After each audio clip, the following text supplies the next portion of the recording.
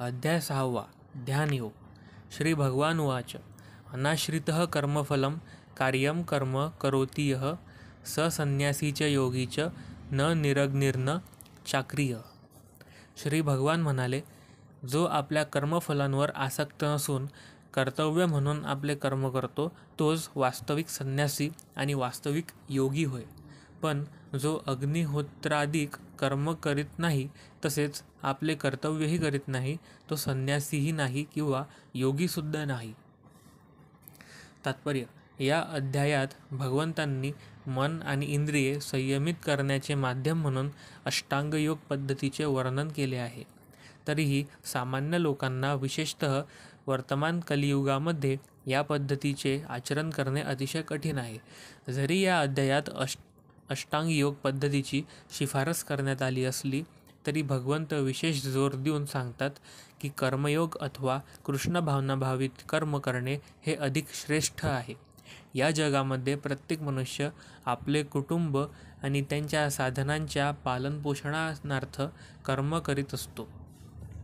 परंतु कोणीही काहीतरी वैयक्तिक स्वार्थ, वैयक्तिक तृप्ती वाचून, मग ती वैयक्तिक असेल किंवा व्यापक असेल, कर्म करीत नाही. कर्मफलांचा उपभोग घेणाऱ्या दृष्टीने कर्म न करता कृष्ण भावनाभावित कर्म करणे हेच परिपूर्णतेची कसोटी आहे. कृष्ण भावनायुक्त कर्म करणे हे प्रत्येक जीवाचे कर्तव्य आहे. कारण सर्व जीव स्वरूपतः भगवंतांचे अंश आहेत. शरीराचे अवयव संपूर्ण शरीराच्या संतुष्टीप्रित्यर्थ कार्य करीत असतात. शरीराचे अवयव स्वतृप्तीकरिता कार्य करीत नसून संपूर्ण शरीराच्या संतुष्टीप्रित्यर्थ कार्य करतात. त्याचप्रमाणे जो जीव वैयक्तिक संतोषार्थ कर्म न करता परम सत्याच्या संतोषार्थ कर्म करतो तो परिपूर्ण असा संन्यासी किंवा योगी आहे. संन्याशांना कधीकधी वाटते की ते सर्व भौतिक कर्तव्यातून मुक्त झाले आहेत आणि म्हणून ते अग्निहोत्र यज्ञ करण्याचे थांबवितात. परंतु वास्तविकपणे ते स्वार्थीच आहेत. कारण निर्विशेष ब्रह्माशी एकरूप होणे हेच त्यांचे ध्येय असते. या प्रकारची इच्छा असणे हे इतर कोणत्याही भौतिक इच्छेपेक्षा श्रेष्ठ आहे. परंतु ही इच्छा सुद्धा स्वार्थयुक्त आहे. त्याचप्रमाणे सर्व भौतिक क्रियांना विराम देऊन अर्धोन्मीलित नेत्रांनी योग पद्धतीचे आचरण करणाऱ्या योग्याला वैयक्तिक तृप्तीची थोडीफार इच्छा असतेच. पण कृष्ण भावनाभावित कर्म करणारा मनुष्य स्वार्थाशिवाय परमसत्याच्या संतोषार्थ कर्म करतो. कृष्ण भावनाभावित मनुष्याला वैयक्तिक संतुष्टीची मुळीच इच्छा नसते.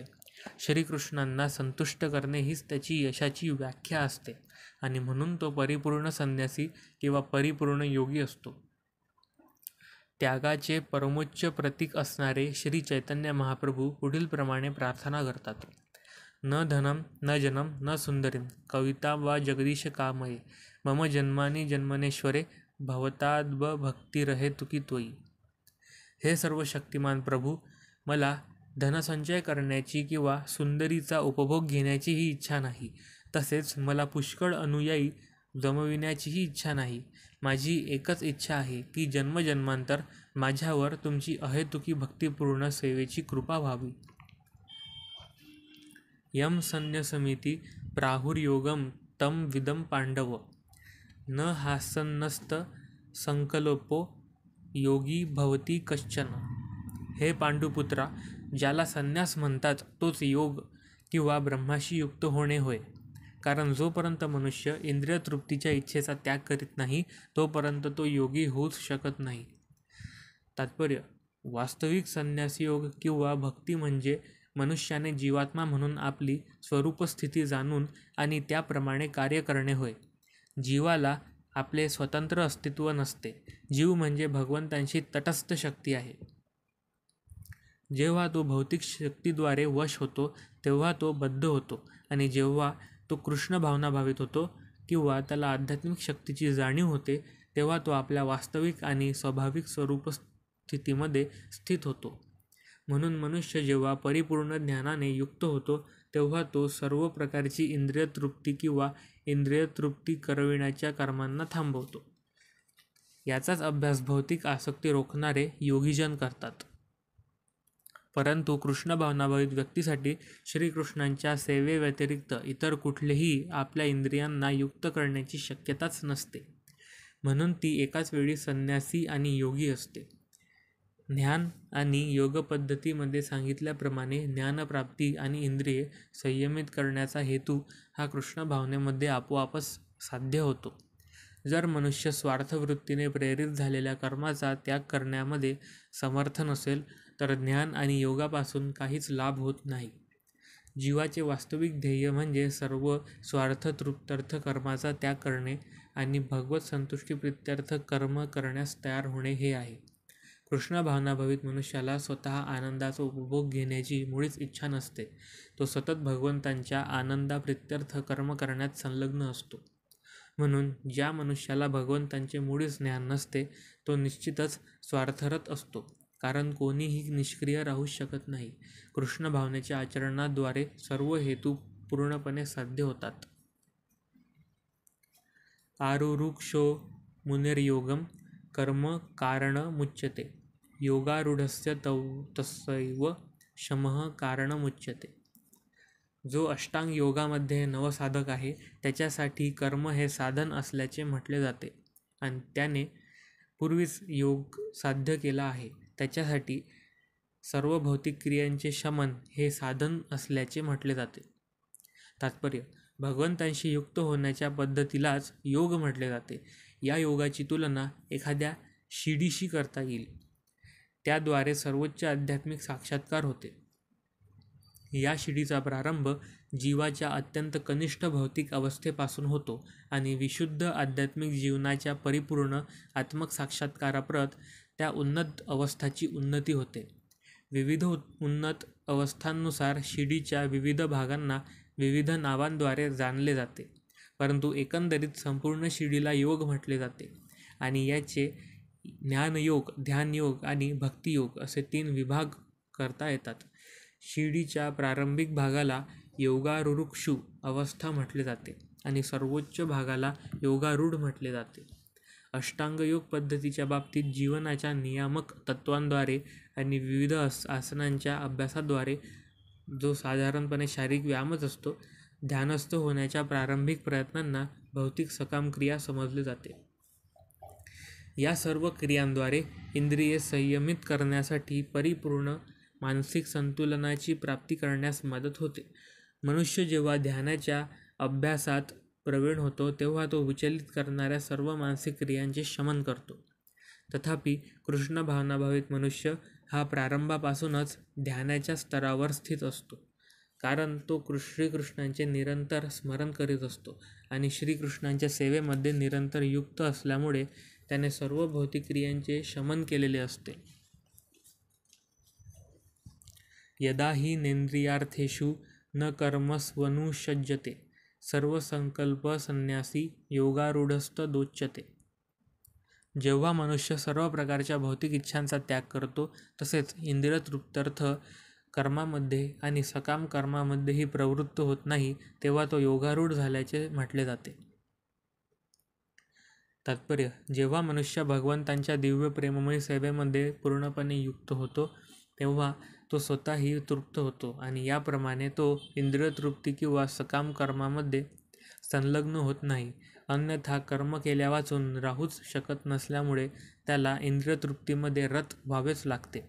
कृष्ण भावनेशिवाय तो सतत स्वकेंद्रित किंवा व्यापक स्वार्थक कर्मांच्या शोधातच असतो. परंतु कृष्ण भावनाभावित मनुष्य हा श्रीकृष्णांच्या संतुष्टीकरिता सर्व काही करू शकतो आणि त्या योगे तो इंद्रियतृप्तीपासून पूर्णपणे अनासक्त राहू शकतो. ज्या मनुष्याला या गोष्टीचा साक्षात्कार झालेला नाही त्याला योगरूपी सोपानाच्या सर्वोच्च स्तराप्रत उन्नत होण्यापूर्वी भौतिक इच्छांतून मुक्त होण्यासाठी यंत्रवत प्रयास करावे लागतात. उद्धरेदात्मनात्मः नात्मानमवसादयेत आत्मैव ह्रामन् बंधुरात्मैव रिपुरात्मनः.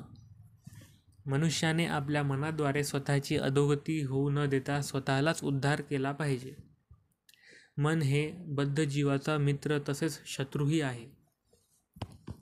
तात्पर्य: विविध परिस्थितीनुसार आत्मा शब्दाचा अर्थ शरीर, मन व आत्मा असाही होतो. योग पद्धतीमध्ये विशेष करून बद्धजीव आणि मन हे महत्त्वपूर्ण असतात. योगाभ्यासाचा केंद्रबिंदू हा मन असल्यामुळे या ठिकाणी आत्मा हा शब्द मनाचा निर्देश करतो. योग पद्धतीचा हेतू हा मन संयमित करणे आणि इंद्रिय विषयांवरील आसक्तीपासून मन काढून घेणे हा आहे. या ठिकाणी निक्षून सांगण्यात आले आहे की मनाला अशा प्रकारे प्रशिक्षित केले पाहिजे की जेणेकरून ते बद्ध जीवाचा अज्ञानाच्या दलदलीतून उद्धार करू शकेल. भौतिक जीवनात मनुष्य मन आणि इंद्रियांच्या अधीन होतो. वस्तुतः मनामुळेच विशुद्ध जीव भौतिक अस्तित्वात गुरफटून जातो. मनाचा मिथ्या अहंकाराशी संबंध येतो आणि हा मिथ्या अहंकारच भौतिक प्रकृतीवर प्रभुत्व गाजविण्याची इच्छा करतो. म्हणून मनाला अशा प्रकारे प्रशिक्षित केले पाहिजे की जेणेकरून ते भौतिक प्रकृतीच्या झगमगाटाने आकर्षित होणार नाही आणि या प्रकारे बद्ध जीवाचे रक्षण होऊ शकेल. इंद्रिय विषयांद्वारे आकर्षित होऊन मनुष्याने स्वतःची अधोगती होऊ देऊ नये. मनुष्य जितक्या प्रमाणात इंद्रिय विषयांद्वारे तो आकर्षिला जातो तितक्या प्रमाणात तो भौतिक अस्तित्वामध्ये गुंतून जातो. यातून सुटण्याचा सर्वोत्तम उपाय म्हणजे मनाला सतत कृष्ण भावनेमध्ये युक्त करणे होय. ही या शब्दाचा या मुद्द्यावर जोर देण्यासाठीच उपयोग करण्यात आला आहे. म्हणजे मनुष्याने हे केलेच पाहिजे. असेही सांगण्यात येते की मन एव मनुष्याणां कारणं बंधमोक्षयो बंधाय विषयासंगो मुक्ते निर्विषयम मनः. मनुष्यासाठी मन हे बंधनाचे तसेच मुक्तीचेही कारण आहे. इंद्रिय विषयांमध्ये संलग्न झालेले मन हे बंधनास कारणीभूत असते आणि इंद्रिय विषयांपासून अनासक्त झालेले मन हे मुक्तीस कारणीभूत होते. अमृतबिंदू उपनिषद 2. म्हणून जे मन निरंतर कृष्ण भावनेमध्ये संलग्न असते ते परम मुक्तीस कारणीभूत असते. बंधुरात्मात्म नस्तस्य येनात्मैवात्मना जित अनात्मनस्तु शत्रुत्वे वर्तेतात्मैव शत्रुवत. ज्याने मनाला जिंकले आहे त्याच्यासाठी मन हे सर्वोत्तम मित्र आहे, परंतु जो असे करण्यामध्ये अपयशी झाला आहे त्याच्यासाठी त्याचे मन हे परम शत्रू असते. तात्पर्य: मनाला संयमित करणे हा अष्टांग योगाच्या अभ्यासाचा उद्देश असतो, ज्यामुळे मानवी जीवनाची ध्येयप्राप्ती करण्यासाठी मन हे मित्र होऊ शकेल. जोपर्यंत मन संयमित होत नाही तोपर्यंत योग म्हणजे केवळ कालापव्यय आहे. जो मनुष्य आपल्या मनाला संयमित करू शकत नाही तो नेहमी सर्वात मोठ्या शत्रूबरोबरच राहत असतो आणि याप्रमाणे त्याचे जीवन आणि जीवनाचा उद्देश निष्फळ होतो. वरिष्ठांच्या आज्ञांचे पालन करणे ही जीवाची स्वरूपस्थिती आहे. जोपर्यंत मनुष्याने मन अविजित शत्रू राहते तोपर्यंत त्याला काम, क्रोध, लोभ, मोह इत्यादींच्या आदेशांचे पालन करावे लागते. परंतु मन जेव्हा जिंकले जाते तेव्हा मनुष्य स्वेच्छेने परमात्मा रूपाने प्रत्येकाच्या हृदयामध्ये स्थित असणाऱ्या पुरुषोत्तम श्री भगवान यांच्या आज्ञांचे पालन करण्याचे मान्य करतो.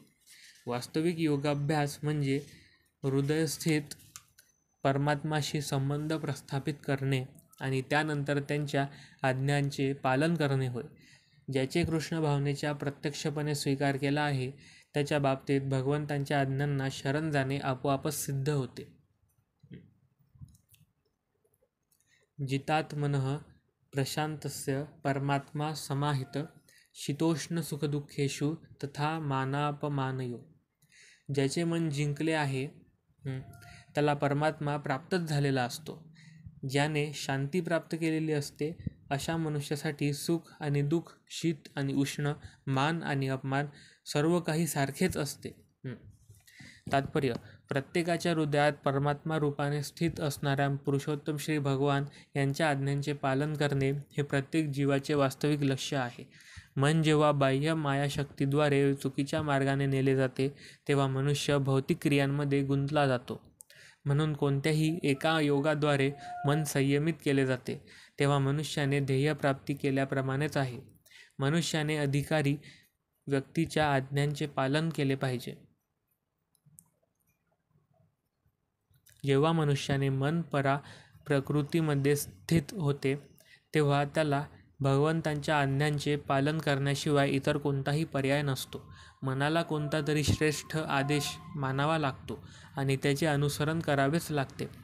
मन संयमित करण्याचा परिणाम म्हणजे मनुष्य आपोआपच परमात्म्याच्या आदेशांचे पालन करू लागतो. या दिव्य स्थितीची प्राप्ती कृष्ण भावनाभावित मनुष्याला तात्काळ प्राप्त होते. भगवत भक्तावर सुख आणि दुःख, शीत आणि उष्ण इत्यादी भौतिक अस्तित्वाच्या द्वंद्वांचा मुळीच परिणाम होत नाही. ही अवस्था म्हणजे प्रत्यक्ष समाधी किंवा परमात्म्याच्या ठिकाणी तल्लीनता होय. ज्ञानविज्ञान तृप्तात्मा कुटस्थो विजितेंद्रिय युक्त इत्युच्यते योगी समलोष्ट्राश्म काश्चन. मनुष्य जेव्हा अर्जित ज्ञान आणि साक्षात्कारायोगे पूर्णपणे तृप्त होतो तेव्हा तो योगी किंवा आत्मसाक्षात्कारामध्ये स्थित झाला असे म्हटले जाते. असा मनुष्य अध्यात्मात स्थित आणि आत्मसंयमी असतो. तो गारेचे खडे, दगड, सोने इत्यादी सर्व काही समदृष्टीने पाहतो. तात्पर्य: परमसत्याच्या अनुभूतीशिवाय पुस्तकी ज्ञान हे निरुपयोगी आहे. याबद्दल पुढील प्रमाणे सांगण्यात आले आहे.